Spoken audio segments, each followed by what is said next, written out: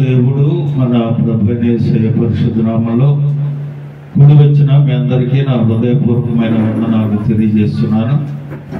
కొద్దిసేపు దేవుని మాటలు విందాం. పరిశుద్ధ గ్రంథము నుండి ద్వితీయోపదేశ కాండము 33వ అధ్యాయము 28వ వచనాన్ని చదువుకుందాం. ద్వితీయోపదేశ కాండము 33వ అధ్యాయము 28వ వచనం.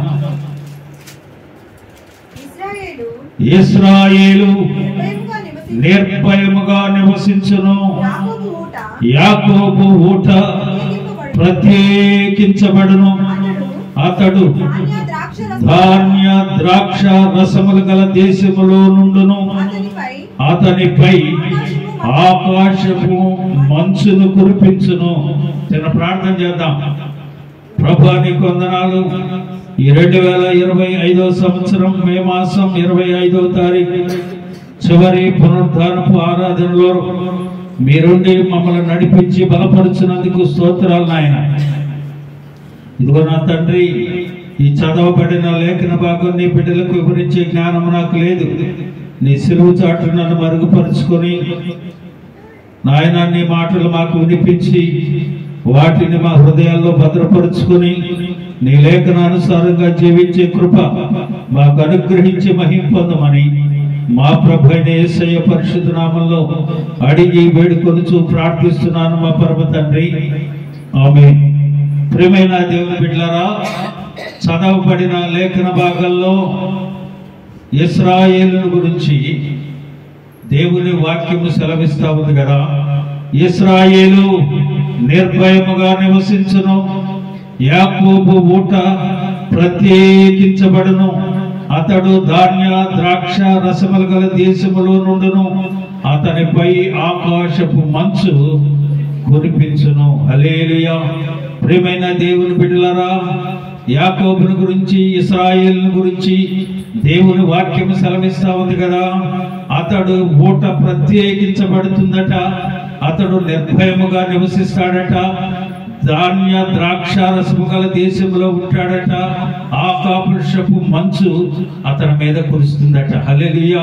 ప్రియమైన దేవుని బిడ్డలారా, యాకోబుని గురించి ఇశ్రాయేలుని గురించి చెప్పబడుచున్న మాట, ఆదిలో ఇస్సాకు తన తండ్రి అయిన ఇస్సాకు కూడా ఇదే ప్రవచనాన్ని ముందుగానే దేవుడు తన ద్వారా తన కుమారునికి ఆశీర్వదించాడు. ఆదికాండ గ్రంథం 27వ అధ్యాయము 28వ వచనంలో ఇస్సాకు యాకోబును అంటున్నాడు కదా, ఆకాశపు మంచును, భూమి సారమును, విస్తారమైన ధాన్యమును, ద్రాక్షరసమును దేవుడు నీకు అనుగ్రహించునుగాక అంటాడు. హల్లెలూయా.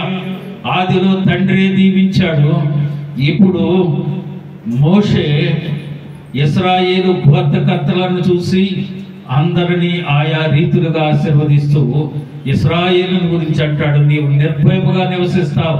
అంటే నిర్భయముగా అంటే భయం లేకుండా నివసిస్తావు. నీ ఊట ప్రత్యేకించబడింది.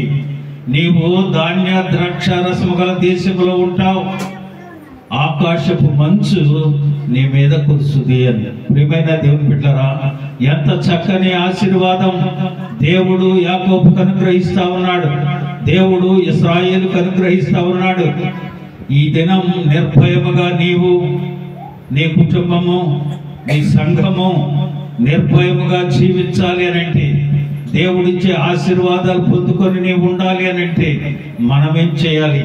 ఆ రీతిగా నిర్భయముగా మనం ఉండాలి అనంటే, భయం లేకుండా జీవించాలంటే, దేవుడిచ్చే ఓటను ప్రత్యేకంగా ఉండాలంటే, ధాన్య ద్రాక్ష రసములు సమృద్ధిగా కలిగి ఉండాలంటే, దేవుడు ఇచ్చే మంచు మన మీద కురిపించాలంటే మనమేం చేయాలి? నిర్భయముగా జీవించాలి అనంటే మనమేం చేయాలి? ఈ ఉదయకాల సమయం కొన్ని మాటలు మనం చదువుకుందాం. హల్లెలూయా. ప్రియమైన దేవుని బిడ్డలారా, చూడండి, మొదటిగా నిర్భయముగా నీవు జీవించాలి అనంటే మొట్టమొదటిగా చెప్పబడుతున్న మాట ఏబు గ్రంథము 11వ అధ్యాయము 14, 15 వచనాలు చదువుదాం. ఏబు గ్రంథము 11వ అధ్యాయము 14, 15 వచనాలు.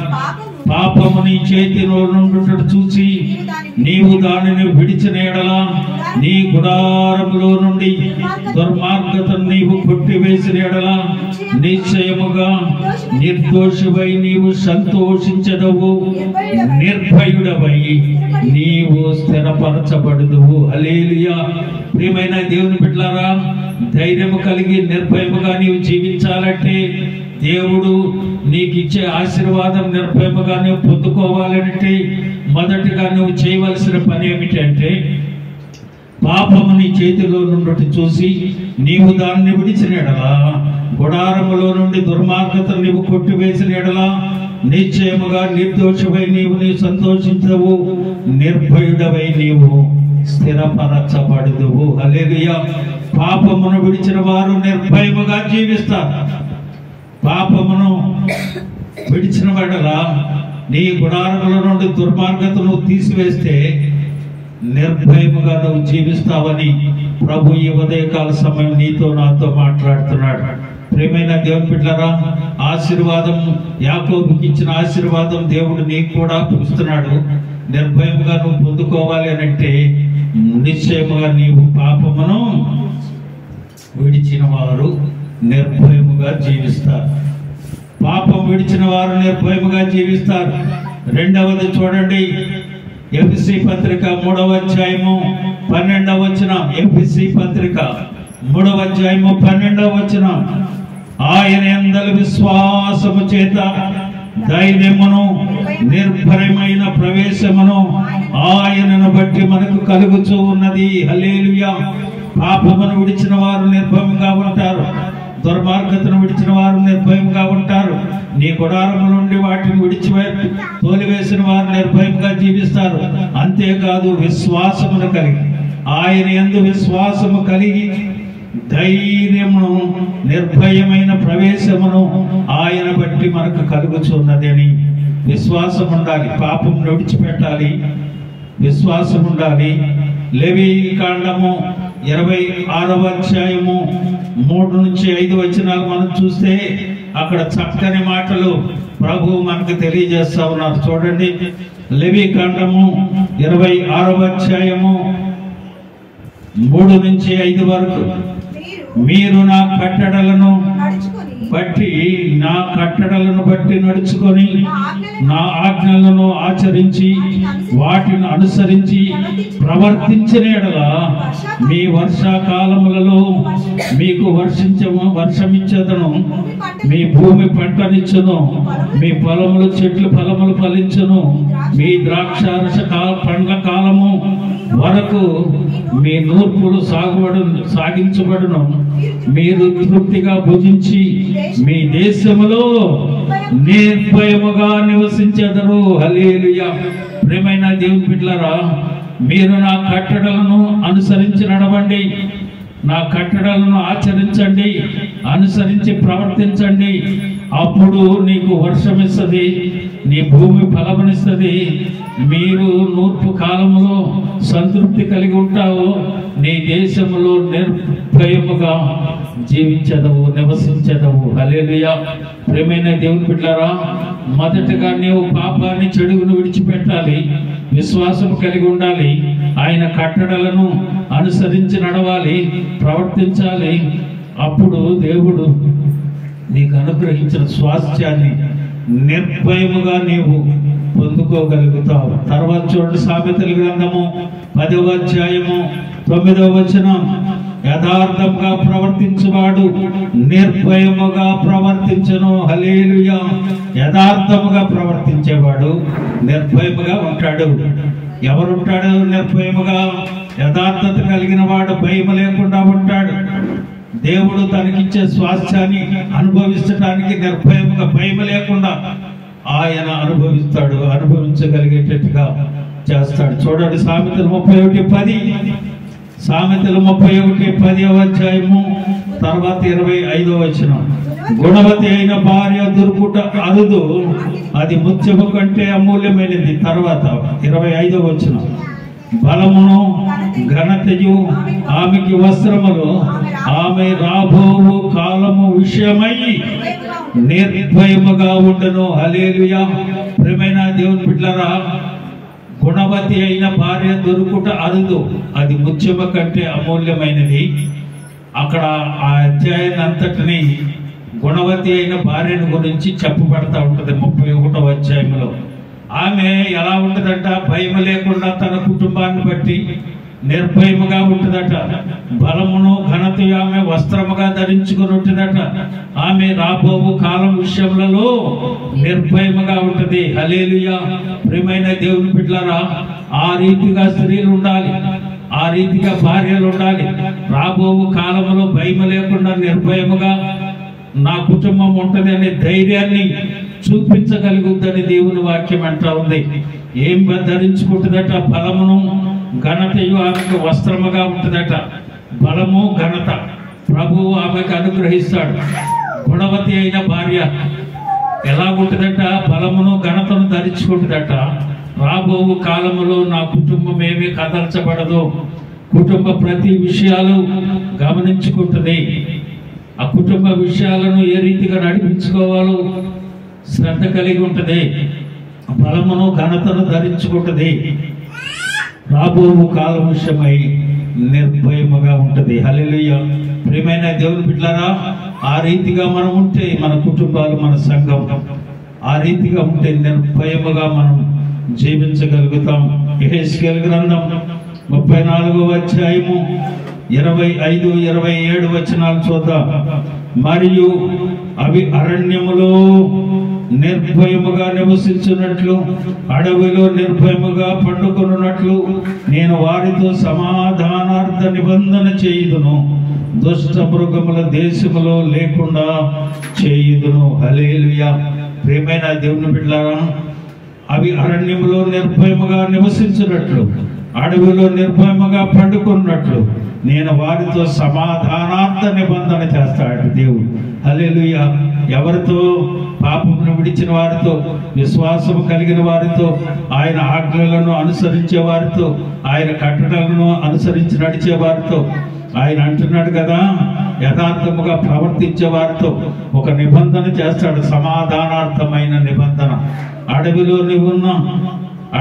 నీవున్నా నిర్భయముగా ఉండేటట్లుగా దేవుడు నీతో ఒక నిబంధన చేస్తాడు, సమాధానార్థమైన నిబంధన చేస్తాడట. హల్లెలూయా. కనుక ప్రియమైన దేవుని బిడ్డలారా, ఈ దినం నీవు నిర్భయముగా జీవించాలి అనంటే దేవుడు నీకేమి అనుగ్రహిస్తున్నాడు. 27వ వచనం చదవండి. ఫలవృక్షములు ఫలమిచ్చును, భూమి పంట పండును, వారి దేశము నిర్భయముగా నివసింతురు. నేను వారి కాడి కట్లను తెంపి వారిని దాసులుగా చేసిన వారి చేతిలో నుండి వారిని విడిపింపగా నేను యెహోవానై ఉన్నానని వారు తెలుసుకొందురు. హల్లెలూయా. కనుక ప్రియమైన దేవుని బిడ్డలారా, భయపడవలసిన పని లేదు. నిర్భయముగా నీవు నీ కుటుంబం జీవించాలి అనంటే, నిర్భయంగా నీవు నీ కుటుంబం, నీ సంఘం నిర్భయముగా భయం లేకుండా దేవుని సన్నిధిలో సాగాలి అనంటే దేవుడు ఈ దినం మనతో మాట్లాడుతున్నాడు. నీవు పాపమును విడిచిపెట్టాలి. నీ గృహంలోనికి ఏమీ ప్రవేశించడానికి వీల్లేదు. దేవుని యందు విశ్వాసం ఉంటాడు. ఆయన కట్టడలను ఆజ్ఞలను అనుసరించి నడుస్తూ ప్రవర్తించాలి. అంతేకాదు, యథార్థముగా నీవు ఉండాలి. యథార్థముగా నీవు ఉంటే దేవుడు అంటున్నాడు కదా, నిర్భయముగా నీవు జీవిస్తావు. అలాగనే చూడండి, మొదటి రాజుల గ్రంథం 4వ అధ్యాయము 25వ వచనం. సొలొమోను దినములన్నిటను ఇశ్రాయేలు వారేమి, యోధా వారేమి, దాను మొదలుకొని బేర్షెబా వరకును తమ తమ ద్రాక్ష చెట్ల క్రింద, అంజూరపు చెట్ల క్రిందను నిర్భయముగా నివసించుచుండరి. హల్లెలూయా. ప్రియమైన దేవుని బిడ్డలారా, సొలొమోను కాలములో జ్ఞానము కలిగి ప్రవర్తించాడు గనక, ఆ జ్ఞానము దేవుని యందు భయభక్తులు కలిగి ఉండటం వల్ల వస్తుంది గనక, ఆ సొలొమోను దినములో నిర్భయముగా ఎలాగున ఇశ్రాయేలీయులు నివసించారో అలాగనే నీవు కూడా దేవుని యందు భయభక్తులు కలిగి ఉంటే జ్ఞానమునకు మూలమని దేవుని వాక్యము సెలవించినట్లుగా నీవు నీ కుటుంబం ఆ రీతిగా ఉంటే దేవుడు నిర్భయముగా నిన్ను జీవించేటట్లుగా, నీ కుటుంబాన్ని జీవించేటట్లుగా చేస్తాడని ఈ ఉదయకాల సమయం దేవుని వాక్యం మనతో మాట్లాడుతుంది. హల్లెలూయా. జ్ఞానము కలిగినట్లుగా మనం ఉండాలి. అప్పుడు దేవుడు అంటా ఉన్నాడు కదా, నిర్భయముగా నీవు జీవిస్తావు. చూడండి, మీకా గ్రంథము 4వ అధ్యాయము, మీకా గ్రంథము 4వ అధ్యాయం 4వ వచనం, ఎవరి భయము లేకుండా ప్రతి వాడును తన ద్రాక్ష చెట్ల క్రిందను తన అంజూరపు చెట్ల క్రిందను కూర్చుండను, సైన్యములకు అధిపతి యెహోవా మాట ఇచ్చి ఉన్నాడు. హల్లెలూయా. ఎవరి భయము లేకుండా నిర్భయముగా నీవు జీవిస్తావు. నీవు తన ద్రాక్ష చెట్ల కిందను తన అంజూరపు చెట్ల కిందను కూర్చుండను, సైన్యములకు అధిపతికి యెహోవా మాట ఇచ్చి ఉన్నాడు. హల్లెలూయా. ప్రియమైన దేవుని బిడ్డలారా, దేవుడు ఈ ఉదయకాల సమయం నీకు మాట ఇస్తున్నాడు. ఎవరి భయం లేకుండా నిర్భయముగా నీవు జీవించాలి అనంటే దేవుని యందు భయభక్తులు కలిగి ఉండాలి. నీ చెడుగులు పాపం అనే గృహంలో కానీ ఇంటిలో కానీ ఒంటిలో కానీ లేకుండా తీసివేస్తే, దేవుని యందు విశ్వాసం ఉంచితే, ఆయన కట్టడలను అనుసరించి ఆజ్ఞలను అనుసరించి నడిస్తే నిర్భయముగా దేవుడు నీతో చేసిన వాగ్దానాన్ని స్థిరపరుస్తాడు, బలపరుస్తాడు. యథార్థతను కలిగి ఉంటే ధైర్యం కలిగి నిర్భయముగా నీవు జీవించగలిగిన వాడివిగా దానవుగా ఉంటాడు. ఆయన అంటున్నాడు కదా, మంచు కురిపించును, ఆకాశపు మంచు. ద్వితీయోపదేశకాండం ఏంటి ఆ మంచు? ద్వితీయోపదేశకాండం 32:2లో అక్కడ చెప్పబడుతున్న ఆ ఉపదేశము వానవలెను, నా వాక్యము మంచు వలెను. ఏం కురిపిస్తానన్నాడు? ఆకాశపు మంచును కురిపిస్తానన్నాడు. ఆ మంచు దేనికి సాదృశ్యమై ఉంది? చూడండి, 32:2 ద్వితీయోపదేశకాండం. నా ఉపదేశము వానవలే కురియను, నా వాక్యము ఏమైందట? మంచు ఏమైంది? దేవుని వాక్యమయ్యింది. హల్లెలూయా. ఆయన అంటున్నాడు, మంచు నేను కురిపిస్తాను నీకు, వాక్యాన్ని కురిపిస్తాను నీకు. చూడండి, కురియను. చూడండి, లేత గడ్డి మీద పడు చినుకు వలెను, పచ్చిక మీద కురి వర్షం వలెను వండును. హల్లెలూయా. ఆ మంచు నీ మీద కురిపిస్తాడట. వాక్యం అనే మంచు నీ మీద కురిపిస్తాడట దేవుడు. హోషేయ గ్రంథము 14వ అధ్యాయము 5వ వచనం, చెట్టుకు మంచు ఉన్నట్లు నేను అతనికి ఉందును, తామర వృక్షము పుష్పము పెరుగునట్లు అతడు అభివృద్ధి నందును, లెబానోను పర్వతము దాని వేళ్లు తన్నునట్లు వారు తమ వేళ్లను తన్నుదురు. హల్లెలూయా. చెట్టుకు ఏ రీతిగా మంచు ఉంటుందో ఆ రీతిగా వాక్యమై ఉన్న నేను వారి మీద ఉంటాను, నేను అతనికి ఉంటాను. తామర పుష్పము పెరుగునట్లు అతడు అభివృద్ధి నందును, లెబానోను పర్వతము దాని వేళ్లు తన్నునట్లు వారు తమ వేళ్లు తన్నుదురు. హల్లెలూయా. ఆ మంచు నీ మీద, నీ కుటుంబం మీద ఉండాలి అంటే ఉదయకాల సమయం దేవుడు నీతో మనతో మాట్లాడుతున్న వాక్యానుసారంగా మనం జీవిస్తే, ఆయన అంటున్నాడు, చెట్టుకు మంచు ఉన్నట్లు నేను ఉంటాను. ఆ వాక్యమే మంచు, ఆ వాక్యమే నీ మీద కురిపిస్తుంది, ఆ వాక్యమే నిన్ను అభివృద్ధి పరుచుది, ఆ వాక్యమే నిన్ను నడిపిస్తుంది అని దేవుని వాక్యం సెలవిస్తావు. ద్వితీయోపదేశకాండము 8వ అధ్యాయం 7వ వచనం ముగించేస్తున్నాను.